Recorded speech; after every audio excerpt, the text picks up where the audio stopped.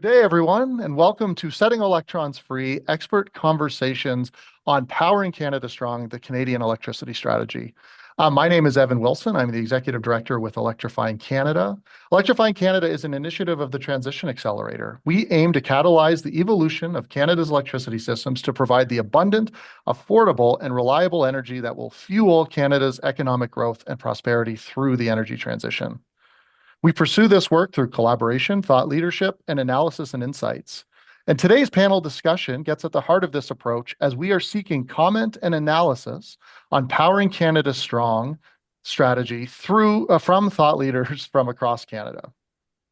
Before we proceed, I'd also like to say that the Transition Accelerator, with staff across many provinces, acknowledges the traditional territories of the Indigenous peoples on which we work and live.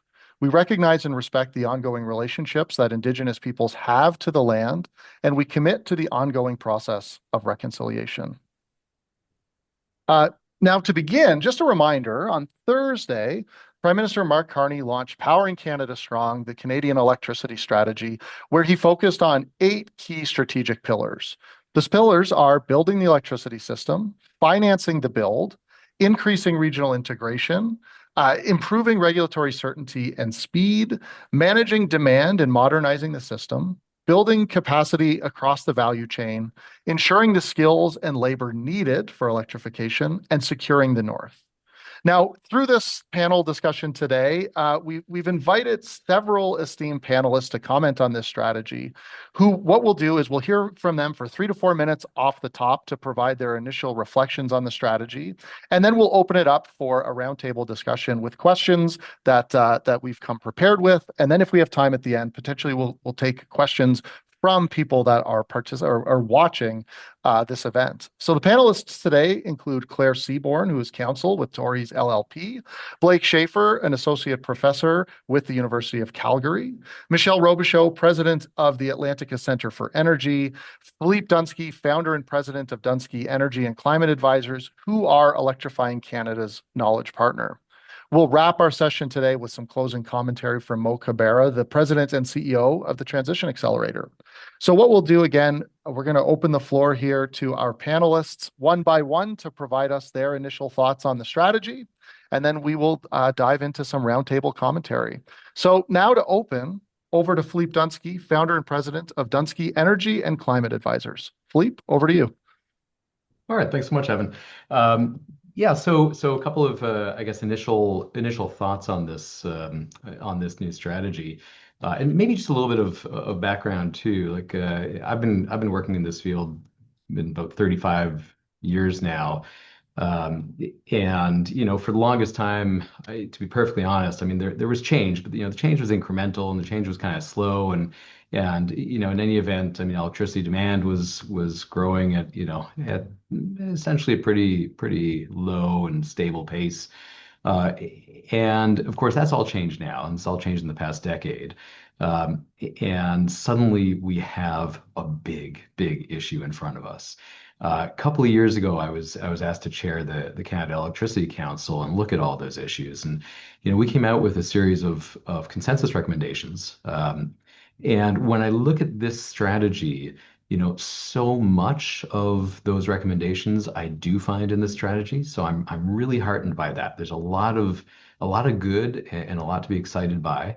And I'm not going to go into all the details of it. I'm particularly pleased around transmission, and building out more transmission so we can get our electrons moving much more and therefore be able to access the best sites where for example the cleanest power or the most efficient and lowest cost clean power is. So I'm excited by that. I'm excited by some of the language around permitting and accelerating permitting so we can actually build faster. In part, quite frankly, because even environmentally, the faster we can build the new stuff, the faster we can reduce emissions. I'm happy about that. I'm happy about the nod to energy efficiency and this notional target of retrofitting 1 million homes. There's a lot of really good stuff in there. I have some concerns, in particular around gas generation, not for peakers, but for base load. So we can get into that later as well. Overall, I think this is, on balance, a good strategy. The big difference here, all this stuff is stuff we've been talking about for, the past 2, 3 years. There's nothing in here that is radically new. What's new is how elevated it feels. It used to feel like this stuff was, essentially us and let's say, ECCC or NRCan or, us energy and climate people talking about this. This feels to me like it's PMO level and like it's whole of government priority. And that I'm feeling for the first time, and that I think is arguably the biggest change that we see here. So I'll stop there and glad to get into the conversation later. Excellent. Thank you, Philippe. Next up, we're going to hear from Michelle Robichaud, the president of the Atlantica Center for Energy. Michelle. Thanks, Evan. So my role at the Atlantica Center for Energy is really to proactively advocate for both the evolution and the growth of Atlantic Canada's energy sector.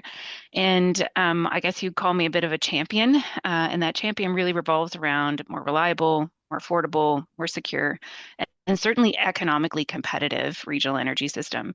And that's where really what Atlantica was founded on. And we bring industry, government, Indigenous partners, and researchers together so that we can look at energy from that regional perspective. And if we're looking at what this strategy brings today, to me, I agree with your point, Philippe, around it elevating the discussion because energy is such a critical factor to our economy, especially in Atlantic Canada. And so, what we try and do here is sort of connect those dots and focus on bringing unbiased and a technology agnostic perspective when we think about energy as a system that underpins our economic growth, and not just as a utility service, which oftentimes the electricity sector does. So some of the work that we do revolves around energy literacy, but most recently we've been really facilitating discussion on regional collaboration.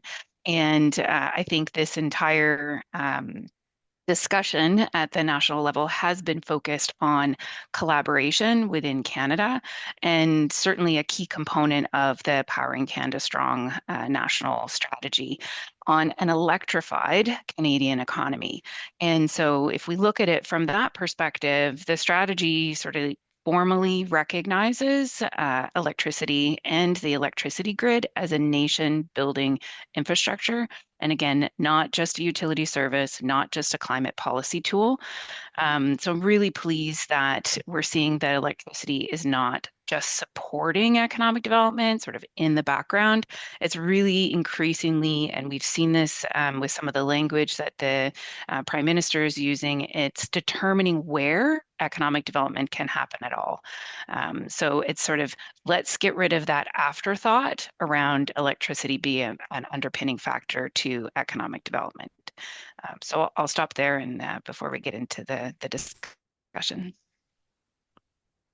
Great. Thank you, Michelle.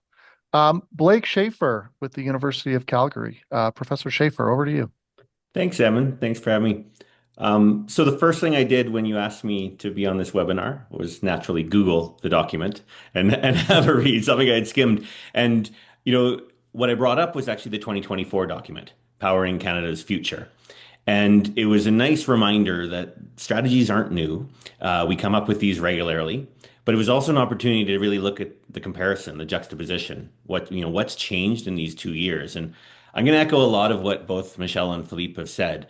While there's differences in the details, and we'll get into that. The overarching thing was the framing, both the elevation of it to electricity as an economic strategy. But really, when I think back to the 2024 document, it was really a climate strategy with the constraints of affordability and reliability. That's how the framing was around that. So how do we use electricity in response to that? This has really changed. Really, the overarching thing is this is a kind of a sovereignty strategy and an economic strategy, of which climate is just one of the benefits and read a different way, one of the constraints. And so that was the thing that I really took away from Some of the other elements were, and Michelle touched on this, collaboration really brought to the fore. Sometimes in these national strategies, we get a little bit of a sort of a talking to, is my read on them, whereas this one really seemed to get across how can we work together, and that's critical for electricity, where we always run into these provincial, federal jurisdiction challenges where the feds have goals, but it's really in the provincial realm. We see that in the way that it's not actually a strategy, it's just an agenda to bring forth consultation. So it's really emphasizing that next bit of work. If I'm being a little pessimistic, and not to end on that note, but the the thing I'm looking for is we've been doing a lot of talking, and the 2024 strategy reminded me we're still talking, and there's subtle changes, but really there's a lot of similarities. It's really time to move to implementation. And I don't mean that as critique because I'm pleased to see this coming out and being elevated. But I'm really looking for let's stop talking and start doing. If we're talking about interprovincial interties, which hopefully I'll get to touch on it, Evan, where I've got a project working on with all four Western provinces and dozens of First Nations and the grid operators to really make that happen. This is a decadal project, and so if we're still talking 2 more years when the next government puts in another strategy, we really aren't moving the needle. So I'll stop there and we'll get into details later. Great. Thank you, Blake. And Claire Seaborn, Counsel with Tories LLP. Over to you, Claire. Hi, everybody. I'm Claire. I'm a lawyer at Tories, and my work is focused on major projects, particularly regulatory approvals for major projects. And I was the chief of staff to Jonathan Wilkinson when he was the energy minister at the time of that 2024 strategy that Blake mentioned. So also doing a bit of compare and contrast in my own mind as well. Overall, I think the strategy is really positive for the country and for Canadians. Canada's patchwork of electricity markets and regulated monopolies is something that we need to work on, right? We need to work on integrating and seeing this as a national conversation. And I think it's fair for Carney, for the Prime Minister, to put his stamp on this, even if some of the measures, a lot of the measures, are building on things that we've already been working on for some time. And I will highlight some of those measures that I think are just so important that our clients are often asking us about, that the sector is really impacted by, the clean economy investment tax credits, the individual incentive programs that exist across the federal government, whether that's at the CIB, at the Growth Fund, through the SREP program. I did try to rebrand that program when I worked in the government unsuccessfully. That acronym is a mouthful. The new Critical Minerals Infrastructure Fund, whether it's the project permitting reform, these individual measures that we see in this strategy are extremely important to the sector and to building out our electricity system. I share some of the concerns around how this strategy is going to put us on a path to achieve net zero by 2050. That we see that through the proposed flexibilities, although we don't have the details for the clean electricity regulation. A lack of really clear plan on getting Saskatchewan and Nova Scotia off coal, and on natural gas, as Philippe mentioned. But that being said, I think what the government's trying to do here is be pragmatic, and what I am pleased to see is the emphasis on building some of these really big, complicated projects. I think we all know that linear infrastructure projects are the hardest ones, whether it's rail or a pipeline or a transmission line. Linear infrastructure, especially linear infrastructure projects that cross provincial borders, are the most complicated. So, I'm encouraged and going to be looking and following really closely to see how the government makes progress on those big transmission lines, whether that's in the West, as Blake mentioned, whether it's the Atlantic Grid, whether it's North Coast Transmission Line, which has already been named by the Major Projects Office, for example, or Charleston Hydro, also on the major projects list. I think the speed at which we can make progress on those projects is probably going to have the largest impact on our ability to reduce greenhouse gas emissions and meet demand. So that's something I'm pretty focused on in the implementation of this document. Great. Thank you, Claire. And thanks everybody for setting the table for us here today. Hearing a lot of places of agreement and hearing a lot of places where I think we can really dig in and hear a variety of different points of view. Um, as you were talking, a couple of things jumped out to me in terms of, you mentioned the ambition, or people have mentioned the ambition of the plan. People have mentioned the complexity of not only this plan, but the complexity in how it has evolved since the last plan in 2024. Heard about how some of the acronyms might be challenging to say and challenging to remember. And the four of you are experts on this. And I'm curious, what should be the main takeaway for this strategy for people who don't pay attention to electricity generally? Like, what is the layperson to take away from this, and what would you like the layperson to understand? And so, Claire, I'll start with you. For sure. I mean, regular Canadians should care about this strategy because they like having the lights on. We like plugging in our electronics. We increasingly like plugging in our cars and relying on electricity for so many different aspects of our life. We're so fortunate that rarely do people have to really think about where does that electricity come from, is there going to be enough? So that's the main reason why Canadians should care about it.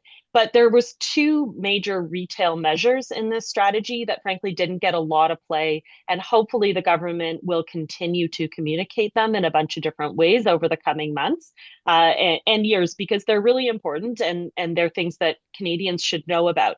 The first is the $6 billion of new spending towards training.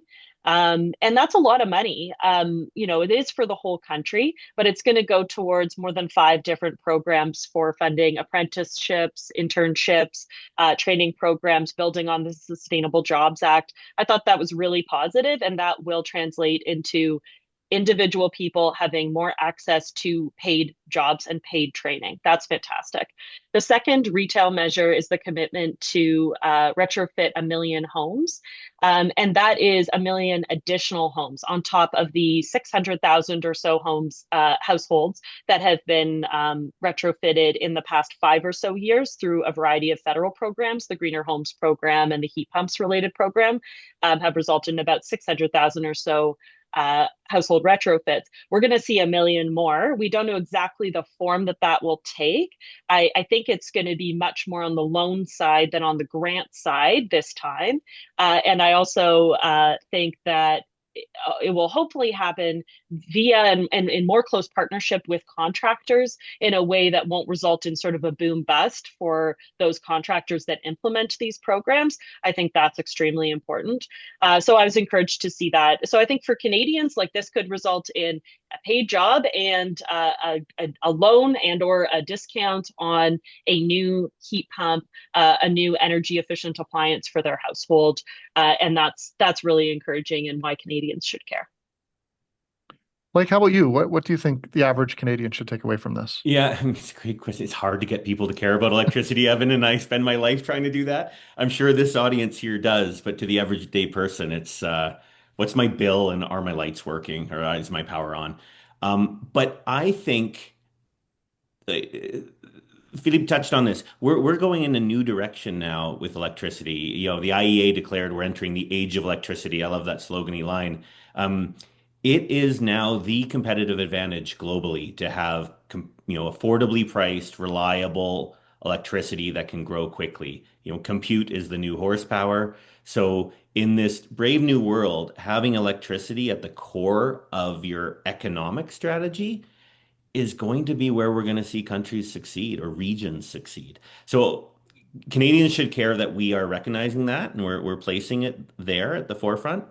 In terms of direct actions, I think, Claire already touched on it. I think there was stuff in there that was nice to see around supply chain, both on labor as in skilled trades, as well as, onshoring equipment manufacturing. So we're not so dependent on for transformers and other equipment abroad. That's a shift, and that's something we often don't talk about. We say, I want to build all these transmission lines, and then we realize, oh, we've got 100 linesmen across the country or something like this. Knowing that we have enough to do the things we're talking about is a good pragmatic recognition.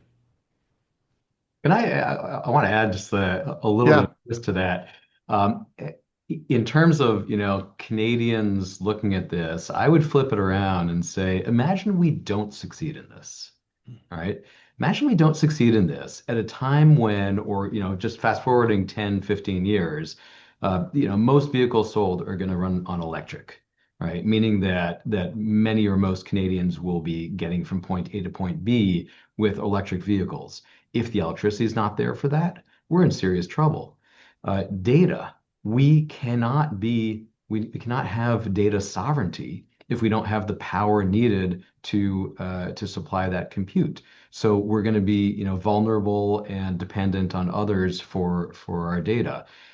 Industry today, over the past, I'm going to say 3, 4 years now, in many regions of the country, not every region, but many regions, we've actually been saying no to industrial expansions, industrial development, and all of the jobs and economic benefits that come with that because we don't have the clean power, the volumes of clean power that industry is looking for.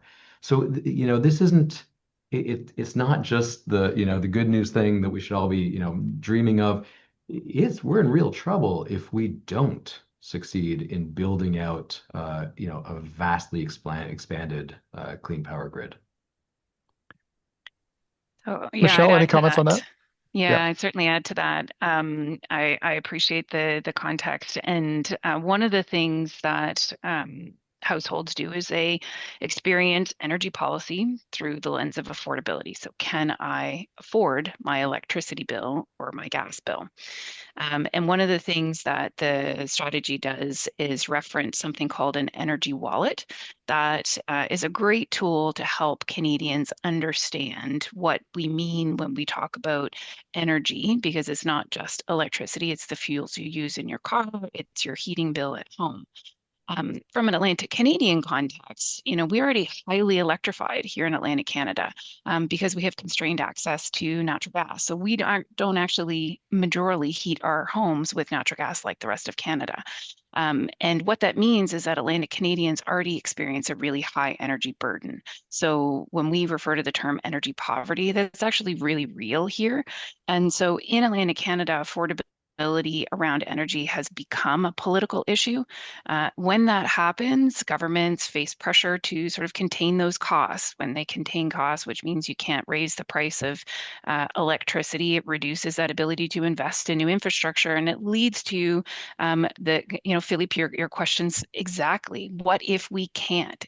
What we've seen many times in Atlantic Canada is that governments have politicized the idea of energy or electricity, and they've constrained the ability to grow. And we've seen that play out here in Atlantic Canada. We have not seen the economic growth that is needed in order to enable industrial growth, in order to enable increasing household incomes. And when that happens, again, you just are in this vicious cycle where you actually cannot reinvest. And so I think it's really important that the government has recognized in this strategy that we need to start talking about what is an energy wallet, what does electrification mean, and then hopefully put the policies and to Blake's point, when the rubber hits the road, can we actually get some of this done? Yeah, I'm going to take off my moderator headphones here for a second, and I'll just Michelle talks about the energy wallet. Just want to acknowledge the work that my colleagues at Transition Accelerator have done on the energy wallet, and I'll ask the some of the people in the background here if you can pop in a link to our energy wallet work. Um, into the chat here. I think that it will be definitely of interest to folks on the in the chat and attending this webinar. But I'll put my moderator headset back on and remove my bias. But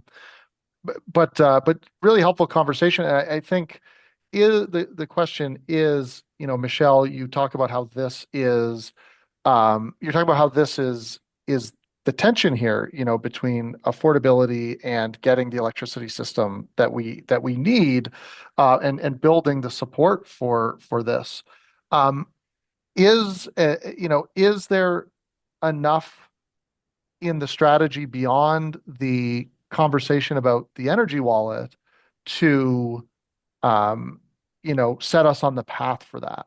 Is there an acknowledgement of that balance? Is there sufficient opportunity to talk about this, maybe without, um, on one hand, scaring people about where their bills are going to go, and on the other hand, that, maybe their electric car that they've bought is going to be a lemon in 10 years. Like, does this strike the balance between those two concerns in a way that's productive? I think what the federal government is going to need to do is be very clear with its messaging, because some of the initial conversations I had around this, that was reported or people read in a headline that said 70% of Canadians are going to have a reduction in their energy bills. And I went, what? And it's, what does that mean? And, without that context of by 2050, right? Hmm. Which is a long ways down the road. You're actually going to erode that confidence if they don't see something immediate, if those are the messaging that comes out of it, comes out of the initial conversations. So I think we all have a role to play in ensuring that there is clear and deliberate messaging around what an electrification strategy can and cannot do, and what are the timelines around that. And so I think, we discussed in our pre-call how there's still a lot of questions that need to be answered, and that's okay. This is a great starting point, but we are going to need to be very clear to make sure we don't erode that support. And there is some really important components that are referenced around sort of climate policy. That again, if we want to ensure that we bring everybody along with us, we have to link all those together. Yeah. Thank you, Michelle. Another, Michelle, you mentioned the headlines that you were seeing around the cost impact on this. Another, we also saw a lot of headlines about what this strategy means for the clean electricity regulations, and some headlines that I think may have kind of jumped to conclusions. Blake talked about this being a consultation, but what we got a commitment to in this strategy is that the federal government will adjust the CER to enable the sector to grow more rapidly across all provinces and territories by providing greater flexibility. And I'm curious, Blake, what's your takeaway from that statement? Yeah, I'll go out on what I think is a relatively secure limb and say the CER in basically its current form is dead. They put out a clear statement that with the litigation going on right now between Alberta and Canada on the CER, that if Canada loses, they'll abolish the CER. If Canada wins, they'll negotiate equivalency agreements with anyone who so chooses. The MOU that came the next day solidified that with Alberta, so they're working on a plan for equivalency there. So the current more prescriptive description of CER, I think we're done with that. I was actually always a critic of it. I'll acknowledge that. And they made some changes, but the issue of gas, we can touch that one on directly because that's really where the binding constraints hit.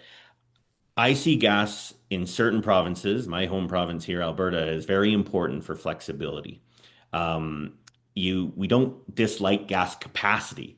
It's the energy which are associated with the emissions that's problematic from a climate standpoint. So I'm a big fan of finding ways to use gas with low capacity factors. I like Philippe, he mentioned it. I was struck by that box around natural gas that spoke very almost glowingly about gas for base load. That's a very different story. That has long life, long emissions implications. I'm going to say that the day after the strategy came out, the MOU with Alberta on carbon pricing came down with trying to get some clarity and firmness around that Alberta carbon price. It seems to me what the federal government is now doing is moving away from regulations to reduce gas and really trying to lean more heavily on the carbon pricing by getting a floor under our oversupplied permit market. And from my perspective, that will do a lot. Even the $60 per ton floor in 2030, if we really enact that, that's about $30 a megawatt hour difference with something clean. Those really do start to make a difference. It's what drove us off coal here in Alberta very quickly. There are other technologies we can move to as we go towards 130. The way Alberta's pricing works, that is going to have an economic disincentive for natural gas on its own, a really strong one. It seems like the feds are leaning on carbon pricing and as their main weapon to reduce emissions from gas, though. Michelle, any thoughts? I'd add there that certainly this document seems to address some of the challenges that we had with the CER, be it around natural gas or coal off coal and additional ITC comments around interprovincial transmission. But I guess the point I'd like to add is that um, I don't know that we need to know exactly what it means. At the end of the day, I think what I hope this document is going to do, especially as a conversation starting point, is that we need to ensure that at every level of government, we create something that is flexible because we all know at the end of the day that there are geopolitical issues that literally pop up overnight. And so it's really hard to predict with any kind of certainty what our future is going to look like. So let's build a resilient, let's build a affordable and a clean energy future, and making sure that that flexibility as opposed to being prescriptive should be the priority. Philippe, anything to add? Yeah, I actually think Blake kind of hit the nail on the head there. Like it's we CER was trying really hard to get the constraints just right to just enable, new gas peakers that actually really can be important and needed and beneficial without opening the floodgates to baseload.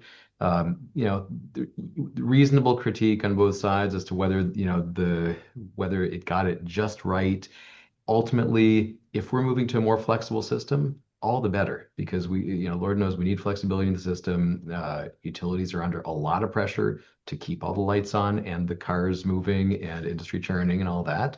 But we can't throw out the baby with the bathwater here. And at this point, we don't know if we are. And honestly, the strategy is kind of blowing hot and cold on that. So, to Blake's point, it could be that you replace CER with an effective carbon price that achieves the same goal of having gas play I'll say its rightful role in terms of new gas for peaking, and not for baseload. On the other hand, we might not get that. And yeah, the discussion, I think a lot of this discussion, frankly, comes down to the push for data centers in Alberta, and their desire to potentially be fed by baseload gas. I think that's a very big, very real, very live issue, and this doesn't resolve it yet. So we're going to have to wait a little bit longer to see on which side that lands.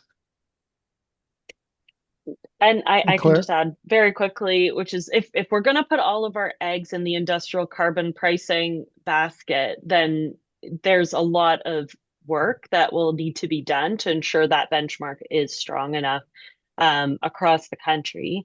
The biggest unanswered question for me, and I really want to know the answer from the government, is where are we at on the off coal regulation? This is a separate regulation that is under SEPA that is different than the clean electricity reg that is committing to off coal by 2030.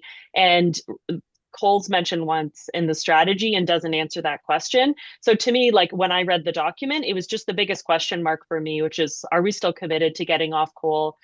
Well done to Alberta, well done to Ontario, who managed to succeed there. But we still got two provinces left, and that's not just about climate; it's about health concerns, and it's about a lot of other things that are really important. And there's a lot of other reasons legally why that regulation I think can hold under the Canadian Environmental Protection Act, other than just from a GHG perspective. So anyway, that was just an outstanding question for me on the regulatory front. Claire, for folks that are unaware, where are we on those two provinces with in coal? Well, my summary is Nova Scotia has a plan, New Brunswick Um, also and has New a coal Brunswick, plant. Yeah. And yeah, New Brunswick does have a coal plant, exactly, as well. I sort of group that in together with Nova Scotia because I think it's a related system in terms of the solution to get off of it. But I think in both regions, there's a money problem. And that is where the federal government could be stepping up. They have the regulations still in place, and there are things that the federal government could do. From an incentive perspective, they could also be taking on the cost of decommissioning those assets so that the cost isn't passed on to ratepayers as it has been in Ontario, for example. Great, thank you. And just speaking about the variety of different challenges that the provinces have, talking about some provinces on, some provinces that are still generating from coal, some provinces that have ambitions on artificial intelligence data centers and what that means for the grid. I mean, one of the big questions that I've heard from folks on this is how does this strategy balance between federal ambitions and provincial authority? And a more pointed question, does it get it right? Does it strike the appropriate balance between federal ambitions and provincial authority? And Michelle, I think you've got a couple of thoughts on that. Yeah, I just start by saying that without any kind of national electrification strategy, we're just going to continue down the same path. So this is, a fragmented and province by province electricity planning. And where we're at right now is that the economy's energy needs are just outpacing grid readiness. And we've got these aspirations for whether it's AI or defense infrastructure or otherwise, and we need to look at how we're going to diversify our trade. I certainly think that the provinces have a role to play, and I guess that would sort of link in my earlier conversation or comment around collaboration. If we look at each of the provinces and how they contribute to a national agenda, we know that there's going to need to be some additional collaboration, especially around clean energy, and I think there are some areas of friction, no doubt, around electricity where it is still a provincially regulated area, and certainly the federal government has some very strong ambitions to move really quickly, but those might the provincial planning frameworks, I guess. One of the things I noted in the strategy is that the federal government outlined several potential processes on how they might help enable that regional collaboration. And I certainly think that if this approach remains offered as opposed to forced, that those tensions might not escalate. And I think there is a lot of progress that is being made because I honestly don't think that the provinces I think they recognize that they need to start working together. And if take politics aside, we are still looking at multiple regulators, overlapping reviews. We're looking at even municipal or local opposition, and that can slow significantly some of these major projects. And then I guess to Claire's point earlier around, cost and allocation of, how does the federal government help with some of these things? I can see an area where transmission probably be a good spot for that, because it would definitely be a bit difficult politically because the benefits, while they're regional, the costs are provincial. And I can give you some specific examples in Atlantic Canada because we certainly face that challenge acutely. But I'll see if anyone else has a additional comment. We can come to some of those examples. Claire, I think you had something to add here. Yeah. A lot of people don't realize there's actually a difference between a national strategy and a federal strategy. And it wasn't until I worked for the federal government that I understood the difference. A federal strategy is when the federal government puts out a document that is only about matters that are within their jurisdiction and control. A national strategy is when the federal government is using its coordination and convening power to talk about the whole picture, even including things that are outside of their jurisdiction and control. So in the context of climate adaptation, for example, the federal government put out both. They had a national strategy that was shorter that they consulted on with provinces, and then they had a federal action plan about the measures that the federal government was going to take on climate adaptation. When the federal government put out the clean electricity strategy draft in 2024, Dunsky's report, the council report, and then the final electricity strategy in 2025, that was actually a federal strategy. It never promised to be a national strategy. If you look in that document, it doesn't say national strategy anywhere. It was intended, always intended to be a federal action plan document of what is within the federal government's control. What we saw announced last week is a national strategy. That's different. That is why the federal government has said it must consult for the next several months with the provinces and territories, because it is trying to set a frame for the entire country, and then is going to do some sort of steps of federal measures within that. So I just wanted to draw that distinction because I think it's missed by a lot of people about what the federal government is trying to do here. So in this case, I think a lot of the reason why we see that softer language on things within provincial jurisdiction are because this is the goal here is for it to be a national strategy, and ideally all the provinces in some way will sign on to it. And the most extreme version of a national strategy is when we did the Pan-Canadian framework back in 2017. That was when we actually had every single province sign on to a national document and sign their signature by each province. I don't think the federal government is trying to get each province's signature, but they're trying to get them not to oppose it. And we didn't actually in the Pan-Canadian framework have every province. There were two in the end that never actually signed on to the Pan-Canadian framework, if people remember that time. So anyway, I just say that because I think it's important when you're looking at all these federal documents just to sort of read in what they mean. But the federal role on electricity, the convening and coordination role is extremely important. And I will give a shout out to Philippe and the amazing work that you did on the council, because I think you made a huge amount of progress in that area. And then there's the spending measures and the regulatory measures all throughout. And that's the stuff within the federal government's control. And then they're commenting on things that they hope other jurisdictions can and will do as well. Claire, is that difference between a national and federal strategy well understood by the provinces? Is that how this will be or has been received? It is well understood by federal public servants and by provincial public servants who coordinate with federal public servants. Right. Okay. This is so reminiscent for me, Claire. I remember, and I don't think I'm talking out of school here, but I remember when Minister Wilkinson called me and asked me to chair that council. And at the time, the council had a different name. It was called the Pan-Canadian Grid Council. And I ended up accepting on the one condition that it would not be called the Pan-Canadian Grid Council, because this cannot be a single Canadian grid. It cannot be a single, national system, which could be great if we didn't have a constitution that's 159 years behind it.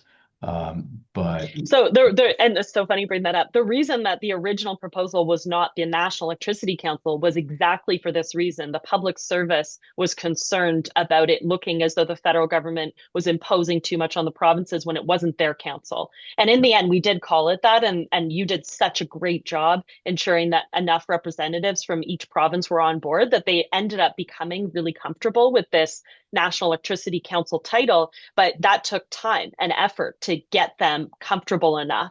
And I think what Prime Minister Carney here is doing, which is really positive, is really trying to get all the provinces on the same page and to at least nod their heads at a national electricity strategy. And that's a really positive development. It's the right balance. Yeah. I really do think it's the right balance. So Philippe, given your experience with the council and trying to get the provinces on the same page, just wondering, and this question will go to everyone, but I'm starting with you, is there anything that you think this strategy is missing to set us on a course for doubling or tripling the electricity grid in Canada? So I guess I have two answers to that. The first is there's nothing that it's missing except for all the details, right? Which in fairness is why it's an initial salvo out for consultation, right? And for all the reasons that Claire just walked us through. So that's not a critique, but there's a lot that we don't know, right? There's a lot that still lies ahead. So I'd say that's what I would love to see more of is the details, and I'm hopeful that we'll see that in the coming months after the consultations are done. I think that's particularly true. And by the way, we're talking about this electricity strategy, but this is not a single piece, right? I mean, we have to look at this in conjunction with the MOU and industrial carbon pricing, as a whole, right? Because it's all interrelated. So if I think of the things that I'm particularly anxious to see the details of, I think first and foremost of the industrial carbon pricing.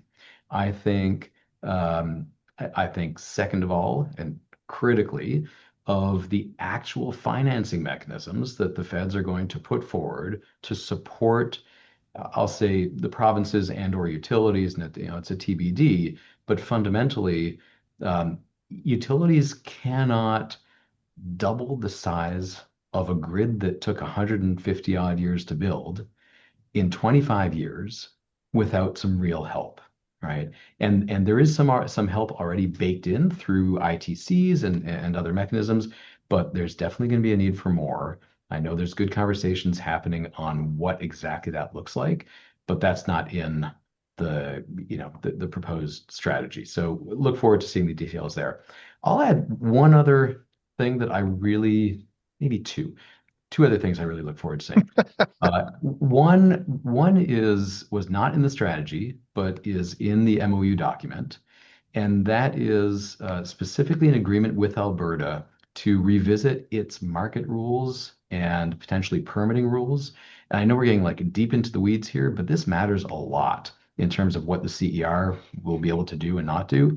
And right now, it's really hard to build new renewables in the province that has the single greatest renewables potential, wind and solar potential, at least in the country. Um, the fact that they've agreed to revisit some of those rules to make it easier for renewables to be built there, I think is a big deal. It's something that's fallen under the radar a lot, but I think it's a really big deal, or at least can be. So I look forward to seeing that. Finally, the one answer I'll give that is actually a direct answer to your question of what is really completely missing. If we want to achieve this, we have to get serious on the demand side. There's a really neat proposal in there to retrofit 1 million homes. That's great. It's also super retail politics. We need to be talking about all buildings, about industrial efficiency, about load flexibility. There's a lot more that needs to be done on the demand side, and there's stops to it in this strategy, but I'd look for a lot more. Uh, Nothing that is missing but all the details sounds like a good subtitle for an academic review of the electricity process here in Canada.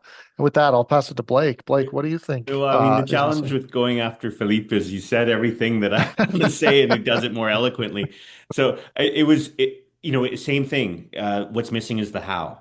But it's also not a critique because I wouldn't want them to design all the how. Like Claire so eloquently said, national strategy requires the support and really it's got to be developed from the bottom up. It's just sort of opening this up for discussion. But that is really what's missing is the how. I saw a couple things that hinted at the some of the direction that I'd like to see quickly expanded on that were new to me in these strategy documents.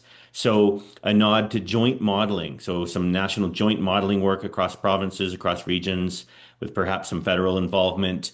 Cost allocation mechanisms, something that, I look at work in Europe, in the States, and Australia that's been long lacking in Canada. That was good to see. Even a reflection of ratepayer versus taxpayer allocation. We do that ad hoc. I mean, some of you may be in Ontario. You're well versed with a lot of movement of electricity cost over to the taxpayer. All provinces do this to some degree, and it's ad hoc. But there's real valid reasons to do this too. A lot of this infrastructure has these immense economic and societal benefits that go beyond the ratepayer. So I want to see more concrete action there. And then on the really micro, and this is just maybe a passion project of mine, you said it, load flexibility or demand flexibility. This is huge, and it's growing so quickly around the world. It's the cheapest way to manage this growing cost of like building to peaks to enabling electrification. If you think about EVs, there's a fork in the road where if we don't do load management and all these EVs come on and everyone wants to charge at the same time, that's going to be really costly on our distribution networks. But it totally doesn't have to be that way. EVs in particular, I point out because they're so flexible in terms of when they use their electricity. So we really need to get ahead of that because we're only at about 24-ish, 25% electrified in our country. China's over 30%, other places much higher. We need to get ahead of this before the costs really hit us. And load flexibility is one way to actually benefit, spread these costs over a bigger base without increasing system capacity. Michelle, anything missing from the strategy? Yeah, well, I certainly agree that there's some detail missing. And I just want to make the comment that we need to make sure that we're not making assumptions in what a national strategy like this actually is. So are we assuming that is an east-west transmission? And are we also assuming that that is beneficial to ratepayers? Because as was mentioned, the utilities are the ones that are on the ground that are going to need to make this happen. And so how are we going to afford that moving forward? And so I really thought that mentioning around sharing data and sort of doing grid modeling is going to be important in each of the regions of Canada, and certainly in Atlantic Canada. That's something that will be required so that we can actually understand what those things look like in practice. And Claire. I would have liked to see the strategy um, contemplate a bigger role for the Canada Energy Regulator in the electricity sector. And the reason I say that is because the Canada Energy Regulator has for a long time obviously played a huge role in the oil and gas sector. And that's from a regulatory perspective on regulating projects, but it's also on a data collection, communication, putting out really useful bulletins and information around the sector. And they have started to do that in the electricity sector. They do regulate transmission lines interprovincially. They do put out some data on the electricity sector that's really helpful and that Natural Resources Canada relied on for this strategy, but they could be doing more and I think should be doing more. And when I think forward to 2050 of what is Canada's electricity sector going to look like in 2050, I think it'd be really helpful for there to be a central independent regulator that is thinking about these issues and helping to coordinate and to look at all of the different markets to the extent that they're hopefully much more integrated by then. So, I would have liked to see more direction from the government and just a bit more. And I'm not talking immediately. I just mean, as the sector grows and changes and the grids become more connected, I think we're going to need some more federal leadership, and that shouldn't exclusively live out of Natural Resources Canada. If we're going to take a full whole of government approach, it'd be really helpful to have a regulator where that could live too. So I would have liked to see the Canada Energy Regulator have a more explicit role. And then the other thing I would have liked to see is I agree on demand side measures. I would have liked to see more on demand side measures and specifically the federal government incentivizing provinces in some way to implement more demand side measures either on the industrial side or on the at the household residential level. Either way, I just think provinces are not being pushed to do enough on the demand side, and the federal government could be helping them. And that doesn't just have to take the form of like a transfer of funds. It could be a little bit more creative in terms of how the financing would work there.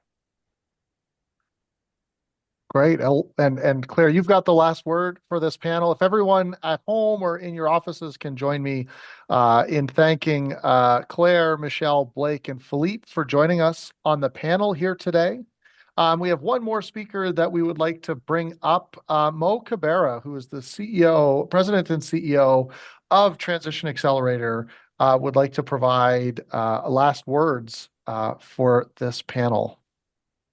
Thank you, Evan. I mean, first, I just really, again, want to thank Claire, Blake, Michelle, and Philippe.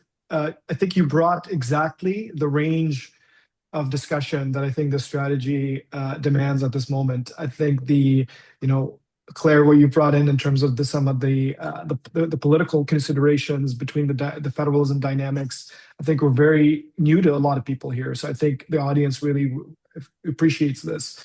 And also some of the details that Philippe you've brought on, and the continuation of your work from the council into seeing that thread into the strategy. Michelle, the Atlantic considerations and the affordability angle.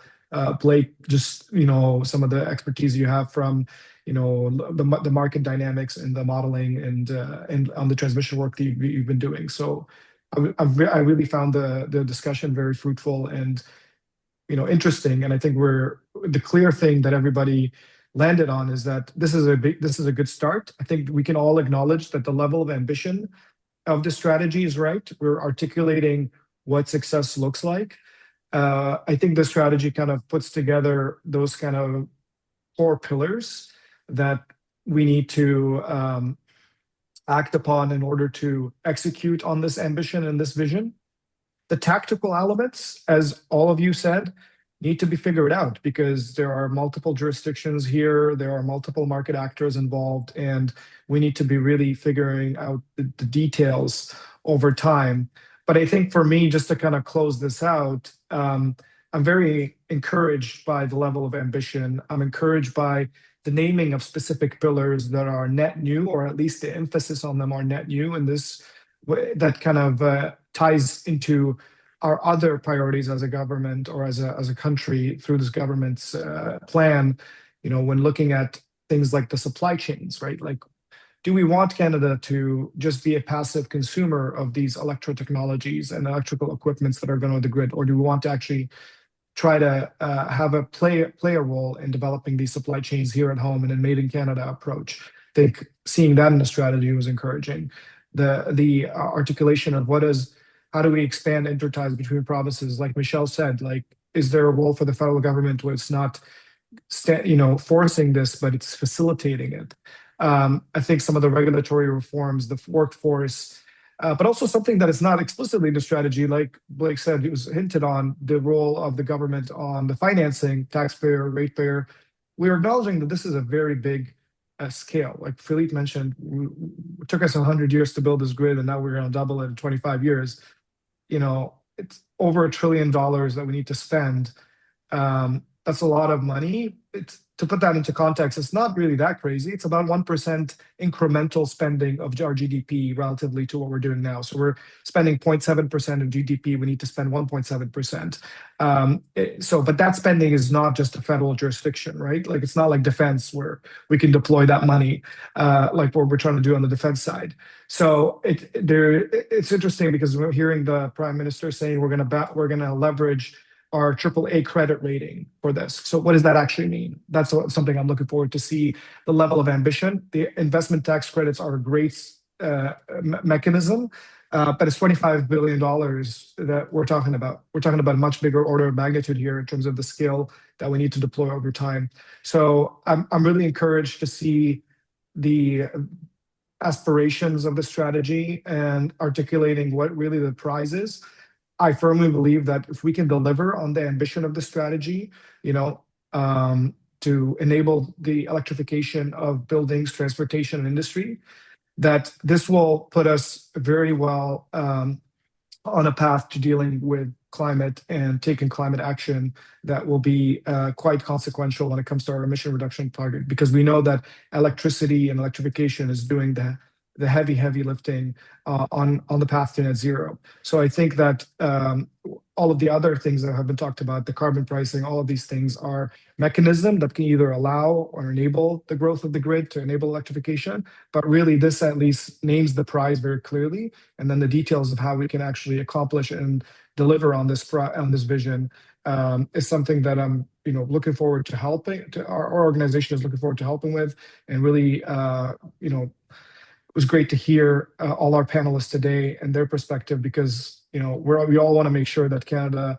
is competitive in this world where the energy transition is happening. We can argue about the pace, we can argue about the level of disruption, but it's very clear that it is happening in our time. And we want Canada to make sure that we come out on top and we come out better off on the other side. So again, I really want to thank the panelists for a really, really engaging discussion, and thank everybody that tuned in as well, and hope you enjoyed it. Great. Thank you, Mo, for that conclusion. Again, thank you to our panelists. Thanks, Blake, Philippe, Michelle, and Claire for joining us. Thank you for everyone who watched. Sorry we didn't get any questions this time, but we'll carve out more time the next time because there will be more of these webinars. And just a reminder that it has been popped in the chat, some details about partnership with Electrifying Canada. If you're curious about an Electrifying Canada partnership, please check out the link, look at the brochure, fire me an email, and happy to speak to you about all of the benefits. Until next time, thanks everyone, and have a great rest of your week.